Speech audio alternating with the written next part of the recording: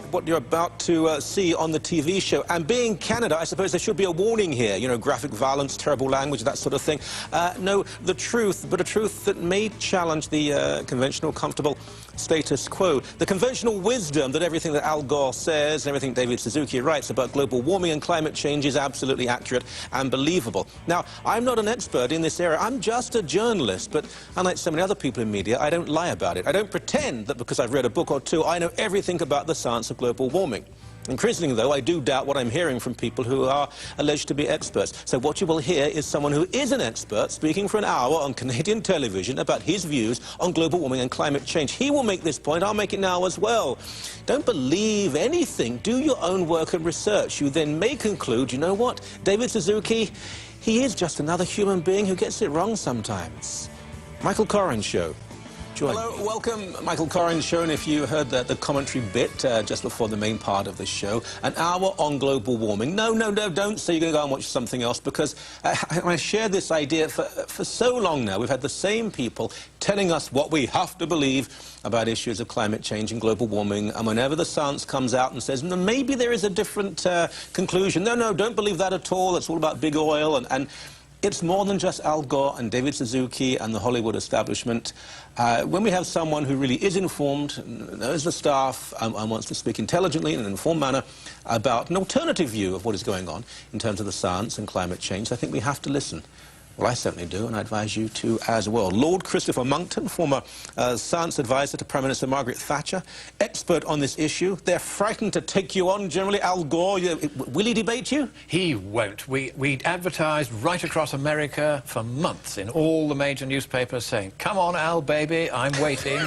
And he would not even give us an answer. He was terrified. Of course, his speaker's contract specifies not only his usual $300,000 fee. Good Lord. And you're not even paying me half of that. No, not even. You do get some coffee. But yeah, we get some coffee, but $300,000. On top of that, he will not take any unscripted question. He will not be interviewed by anyone from the media unless his staff have cleared them first, and the only ones they clear are so dumb and sycophantic that they will only ask questions that he can answer, which isn't very many of them, like, what's your name? Anything beyond that, and he's foxed. So, of course, he won't debate with me. This is very important for people to hear, because in Canada we have David Suzuki, who is the Canadian... He won't debate with me either, incidentally. Really? No, because you may know Roy Green, who's one of your colleagues. He does radio right across coast to coast. Yeah. I suppose he's the doyen of the conversational hosts on the radio in Canada. He rang me up one day and he said, look, would you like to go head-to-head with anyone I can find to put up against you? I said, sure. He said, most people at this point start laying down preconditions. I said, no, I don't mind. You know, this is a matter which is a perfectly straightforward scientific and economic matter. I've boned up on it. I know most of the main points. I'm very happy to debate with absolutely anyone. So he tried David Suzuki. And David Suzuki said, yes, of course I'll debate. And then he was told it was going to be me. And he said, oh, no, I'm not going to debate. But I tell you what, I will send one of my PR guys to debate.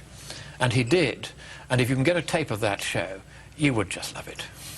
Yeah, I see this, we'll get on to the major issue in just a few moments, but I see this in the issue of atheism as well. Dawkins and people like this. Yes. They choose who they will debate, and there are some people they know are very good, very strong, non-emotional, and they want, no, not him, because they know they will win.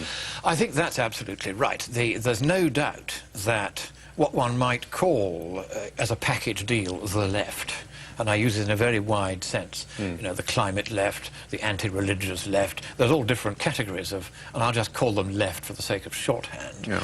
They have learnt that the way to work things is to become a personality, as Dawkins has, and Gore has, and then when you've become a celeb, and a TV show rings up and says, will you debate with, say, Monckton, who isn't really a celeb, though thank you for helping to do your little bit towards that worthy aim, then they tend to say, well, no, we won't debate with him.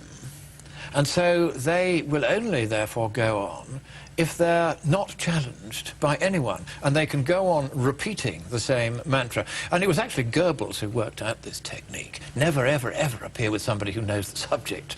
They'll be terribly offended to mention a Nazi leader in the same context, the same breath as Al Gore or David Suzuki. Oh, no, let me explain. I'm not saying that they are like Goebbels. I'm saying the technique they used was devised by Goebbels originally.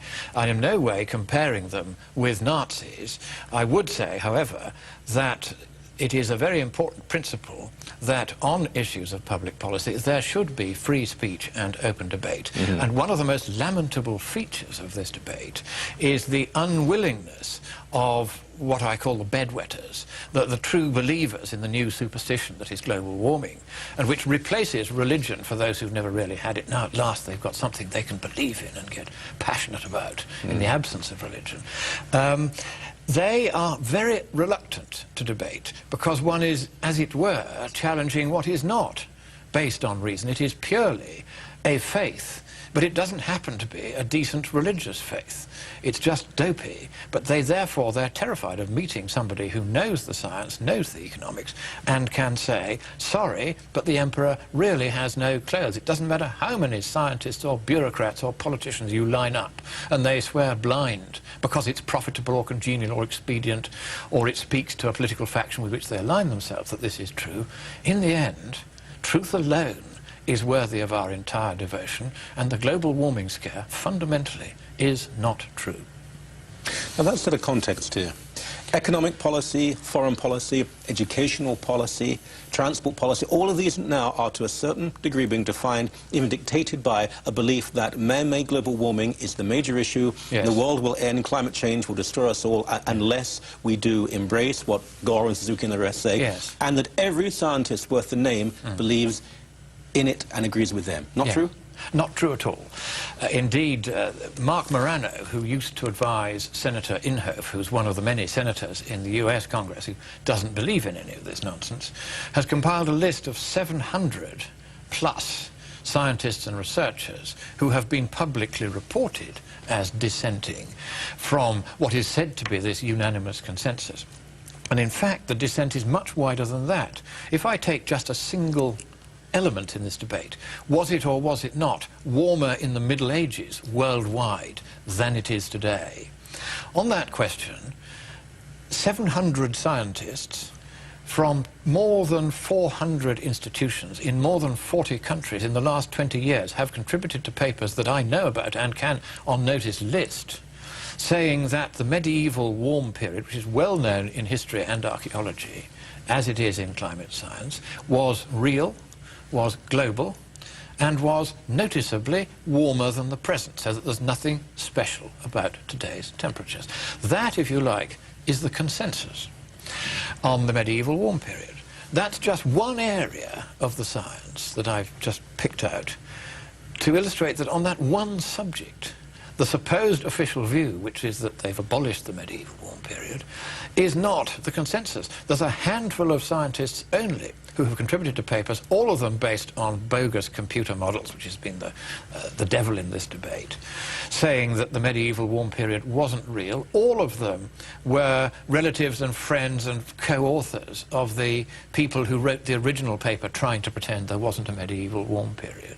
And so, if you like, the scientific community has become, at least in part, corrupted by the desire to get alongside the sources of funding. And these days, 99% of all science is funded by you and me, the taxpayer, via governments. And therefore, if you want these days to investigate the strange habits of the lesser-spotted talk show host, let us say, as a category, and I apply for a grant, you know, from an anthropology department to put you under a microscope and have a really good look at what makes you tick, I won't get the grant unless I add the magic voodoo words in the context of global warming.